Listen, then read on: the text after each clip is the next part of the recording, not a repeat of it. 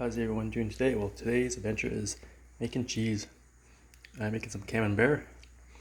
I just finally got some proper cultures, the geotrichum, which is what I need to help prevent skin slip. I made some a while ago, but it didn't work very well. So round two, a few years after the fact. So I get 5 cheeses out of this.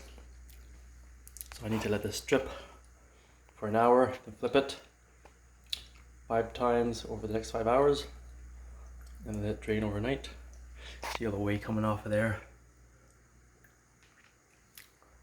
So there you go. And then we have to let it age for about 3 to 5 weeks. And then we'll have some wonderful cheese if it all works out well for me. Hope it does, because it's a lot of work making this one. You have to let it age in the fridge for about 14 days to grow the mold, and then you need to wrap it up. Then it ages for the 3 to 5 weeks in the fridge in the wrapper paper. So we'll see how it all goes. When we do the taste test, we will bring you along and see how it goes.